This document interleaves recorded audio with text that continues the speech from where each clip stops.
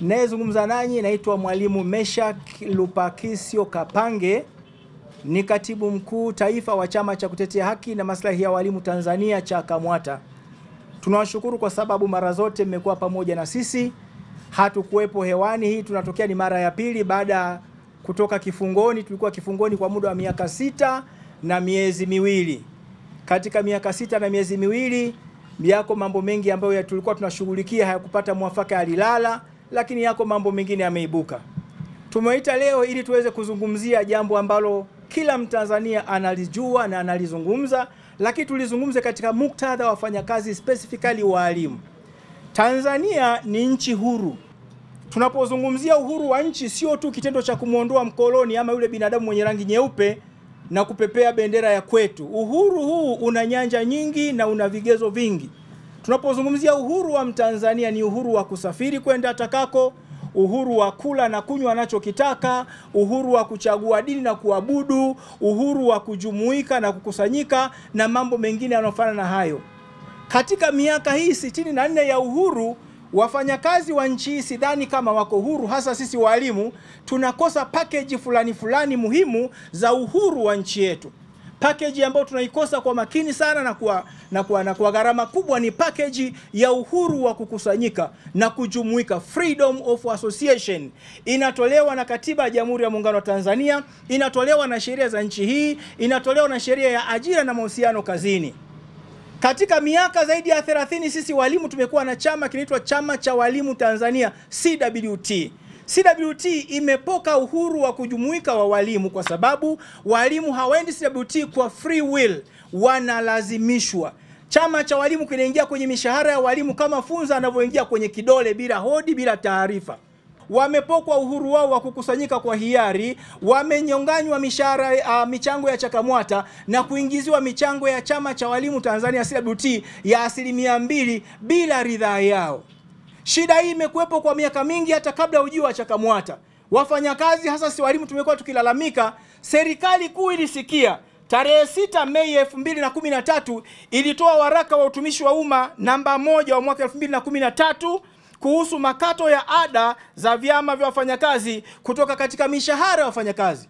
Katika waraka huu serikali ilielekeza waajiri wote wakae na wafanyakazi wao na kuelimisha umuhimu wa vyama vya wafanyakazi na uhuru wao wa kujiunga ama kutokujiunga na vyama hivyo.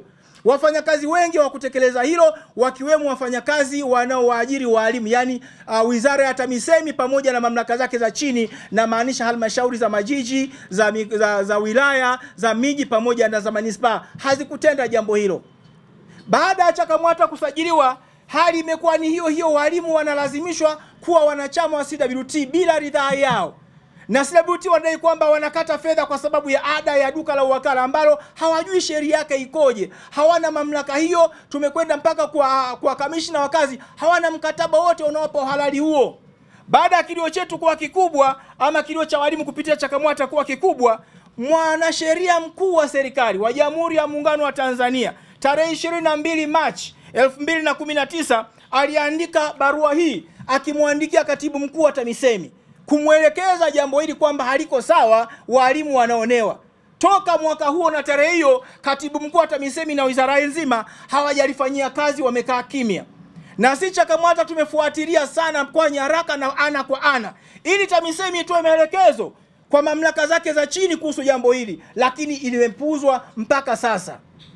Si hivyo tu, msajili wa vyama vya wafanyakazi ambaye ndio amesajili vyama vyote vya wafanyakazi tarehe 12 Novemba 2019, mbali na mwanasheria mkuu wa serikali wa Jamhuri ya Muungano wa Tanzania, msajili wa vyama vya wafanyakazi ambaye yuko chini ya ofisi ya waziri mkuu, naye akaandika barua hii akitujibu CHAKAMWATA kuhusu malalamiko ya walimu wanaonyanyaswa kwa kuingiziwa makato ya CWT kinyume cha ridhaa yao.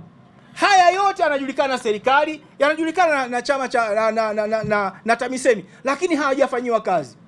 Kwa miaka zaidi ya 6 wanachama wa chama cha kutetea haki na maslahi ya walimu Tanzania wameingiziwa makato ya chama cha walimu CWT bila ridhaa yao. Baadhi walikuwa wanakatwa vyama vyote, anakatwa kwenye chama chake CHAKAMWATA, anakatwa na chama ambacho sio cha kwake cha CWT, na baadhi wameondolewa kwa nguvu kutoka CHAKAMWATA kwenda CWT.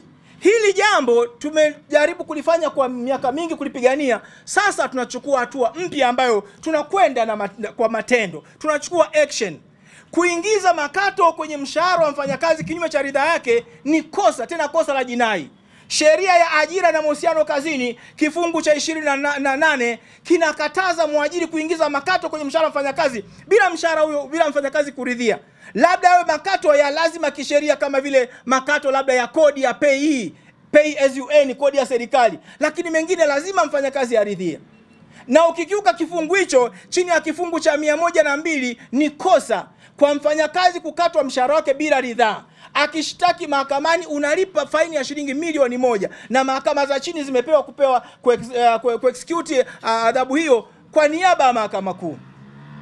Kutokana na hayo yaliyotokea, Chama cha Kutetea Haki na Maslahi ya Walimu Tanzania kinachukua hatua zifuatazo. Kwanza, tumeorodhesha mikoa yote na wilaya zote. Tuna halmashauri 125 nchi nzima. Katika mikoa 25 ni mkoa wa Singida peke yake ambao hauna nongwa yote na CHAKAMWATA. Mikoa mingine yote ina nongwa na CHAKAMWATA. Na tumeorodhesha pesa ya mwalimu aliyokatwa katika wanachama hao 12,231, 1% iliyozidishwa kwenda CWT na 1% ya CHAKAMWATA. Tunakwenda mahakamani kufungua kesi. Na kabla ya kufungua kesi tumeshawapelekea waajiri wote nchi nzima barua za notice of intention to sue, kusudio la kuwashitaki, na wanatakiwa watujibu ndani ya siku 30. Na tunawadai jumla ya shilingi bilioni 12,326,960,571 na senti 90. Hizi fedha natakiwa kulipa CWT, na watashirikiana na hao waajiri kwa sababu wanaingia kwenye mshahara ni mwajiri alafu anampelekea CWT. Miongozo ya serikali kuu iko wazi. Tuna serikali ngapi Tanzania? Kwa nini serikali kuu itoe maelekezo alafu TAMISEMI ikiuke maelekezo? Halmashauri zikiuke maelekezo? Kama mwanasheria mkuu wa serikali ametoa mwelekeo, solicitors wa halmashauri wanaweza kumkaidi. Ndio maana nchi haiendelee, kwa sababu kuna indiscipline kwenye mifumo yetu ya utawala na mifumo yetu ya uongozi.